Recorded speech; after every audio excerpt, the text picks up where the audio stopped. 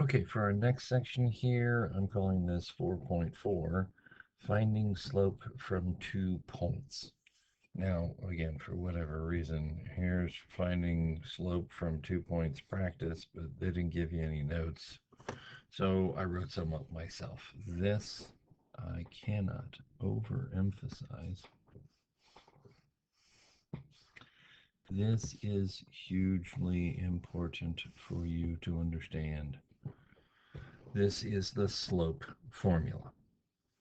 You've sort of done this already, but here's the official formula for this. It's a pretty simple formula. It's got a numerator, got a denominator. You're going to do some subtraction, but you have to understand the notation first. Okay, that's absolutely vital here. What is going on there?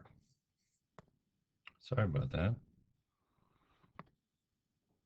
Notice take the y coordinate of one, the y coordinate of the other.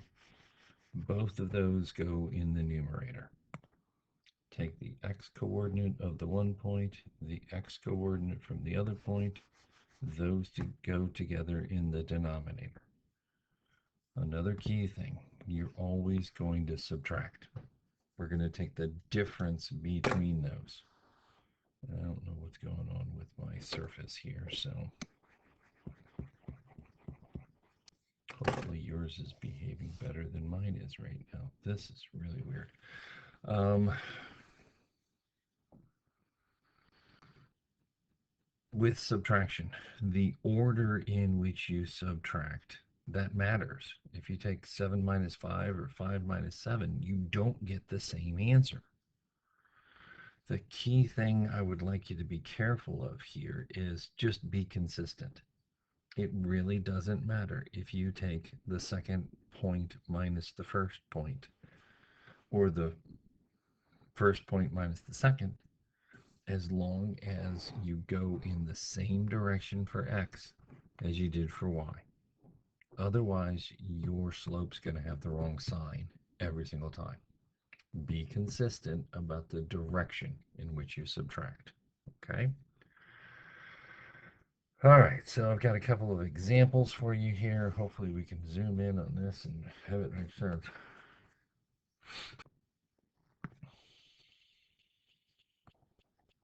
X matches up with X, Y matches up with Y.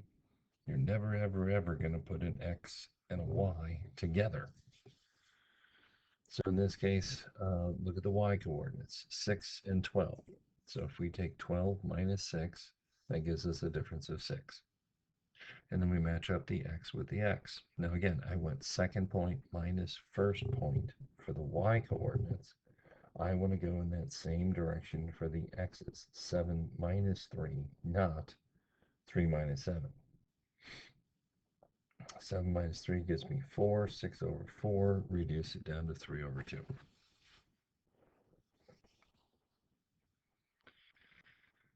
Remember, those points can be anywhere on the graph.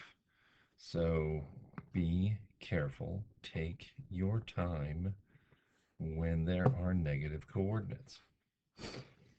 So if we have the point -4, -7, and 5, -2, again, I'm going to take second minus first. So that's -2 minus -7.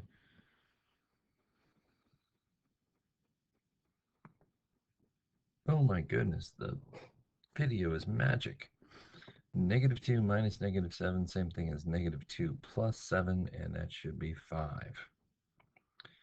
And then we're going to take and match up x coordinate and x coordinate. 5 minus -4, same thing as 5 plus 4, that's 9.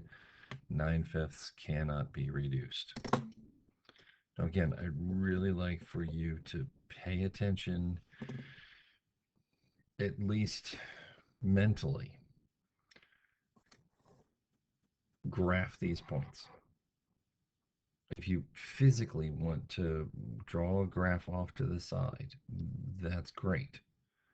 Again, I'm not sure if we've exactly talked about this.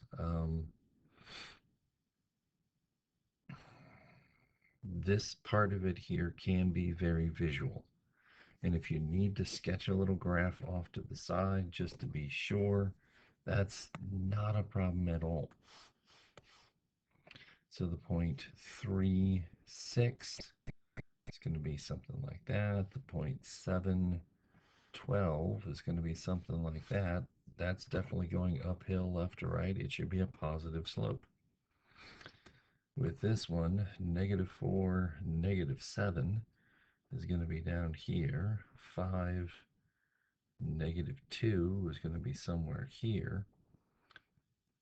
But that's still a positive slope as you draw it from left to right. Okay. So again, it doesn't have to be perfect. All I did there was a little sketch to try and estimate. Make sure that things make sense, whether your slope should be positive or negative.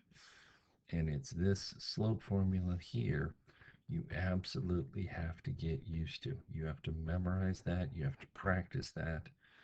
And, in a sense, from some of these problems that we did before, you're using the slope formula when you have that chart. You're using the slope formula when they tell you, oh, look, a line passes through these 2 points. You can use the slope formula again if they give you the graph, find those coordinates, and then we're just substituting it into the formula for slope. And that's pretty much it.